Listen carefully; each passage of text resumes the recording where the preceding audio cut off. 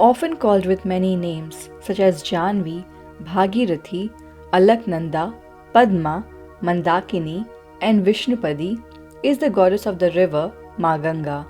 She is popularly known for her purity, divinity, and holiness.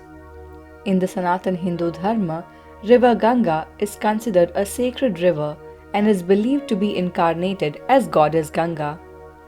She is worshipped by Hindus who believe that bathing in the river releases all sins and it facilitates moksha and releases one from the cycle of birth and death. Ganga is the backbone of the Hindu culture that has been nourishing the Indian subcontinent for ages and is still known for its purifying attributes. The Ganga water is considered as sacred water and is supposed to retain its purity even after storing for several months. After Ganga's descent to earth, most of the temples, ashrams, and cities are built and settled on its banks throughout its course from its origin to its mouth near Ganga Sagar. Pilgrims plunge the ashes of their kith and kin in the Ganga river, which is considered to bring salvation to the spirits. River Ganga, also known as Ganges, has its boundaries in Asia and flows through India and Bangladesh. It rises from the Gangotri Glacier at Gaumukh in the Himalayas and merges into the Bay of Bengal. The river is 2,500 kilometers long and is regarded as the holiest river in Hinduism. As per Hindu Dharma, Ganga is the daughter of Lord Brahma. It is believed she was born from Brahma's Kamandal. According to the Vishnu Puran, Ganga was created from the sweat of Lord Vishnu's feet, thus the name Vishnupade. There are three primary stories behind the origination of Ganga. In the order of their occurrence, the first story of Ganga's origin is associated with Vishnu's Vaman avatar. This story is also associated with one of the names given to her, which is Vishnupade. Aspiring to be the master of Trilok, the Daitya king named Bali once started a yagya. To stop him from completing the yagya, Lord Vishnu descends as Vaman, the son of sage Kashyap. Despite being a Daitya, King Bali is known as a generous ruler who never saw someone leave his royal gate empty-handed. Knowing this, Lord Vaman goes to his Yagyashala and asks the area of land that can be measured in his 3 steps.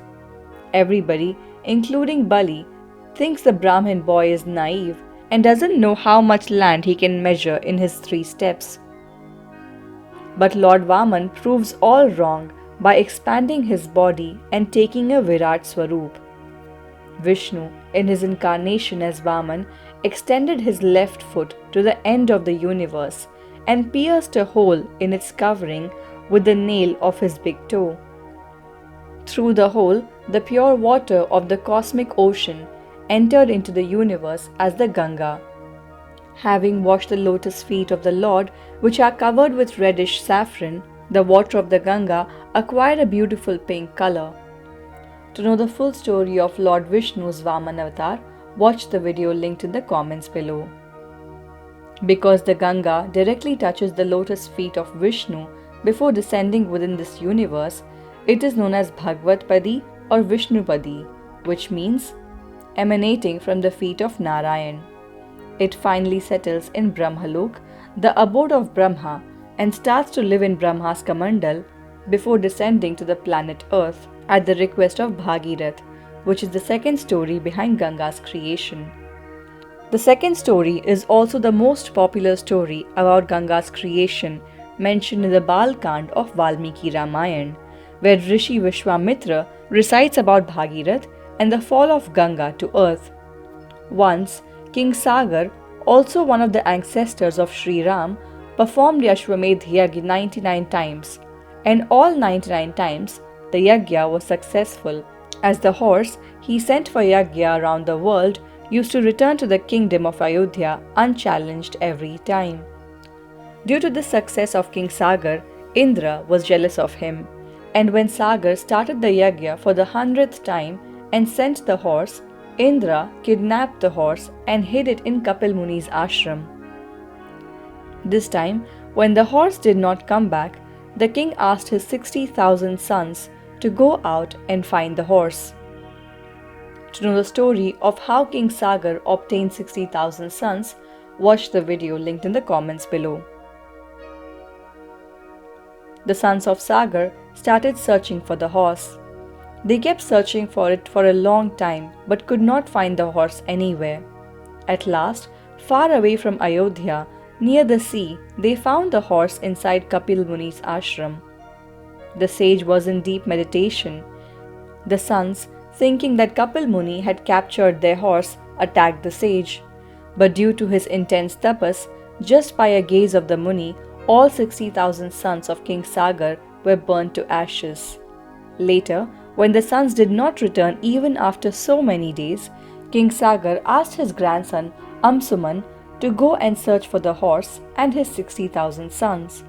Amsuman immediately started his journey to find out the horse. Later, he also found the horse inside Kapil Muni's ashram. The sage was meditating at that time also. He patiently waited for the sage to come out of his sadhana. After the sage opened his eyes, he was very happy to see Amsuman's patience and perseverance. He told Amsuman the entire story and gave him a chance to ask for a boon. Amsuman asked to release the horse and to salvage his dead father and uncles. Kapil Muni immediately released the horse but told Amsuman that the salvation of his father and uncles is now only possible by the sacred waters of Ganga that was currently in heaven with Brahma. Amsuman came back to Ayodhya and narrated the entire story to King Sagar. King Sagar then made Amsuman the king of the kingdom and left everything to seek the descent of Ganga to earth for the salvation of his 60,000 sons.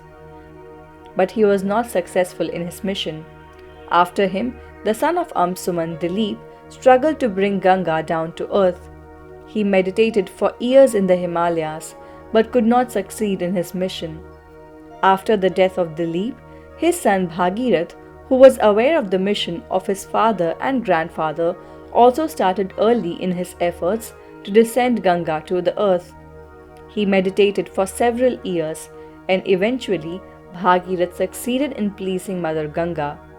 His efforts in pleasing Ganga, in bringing her down to the earth, not only for the salvation of his ancestors, but also for the benefit of the entire human race, generations after generations, was a remarkable incident. Ganga was pleased with the meditation and prayers of Bhagirath, but her only concern was that earth was not yet ready to accept her huge forceful flow directly from heaven. Then Lord Shiva was requested to hold the flow of Ganga on his head, and after he absorbs much of the force of its mighty flow in the matted locks of his hair, Ganga flowed through the head of Lord Shiva and came down to earth to wash away all the sins of the human race. As Ganga flows through the head of Lord Shiva is also called Gangadhar. Because of Bhagirath's efforts, Ganga descended to earth, and hence the river is also known as Bhagirathi.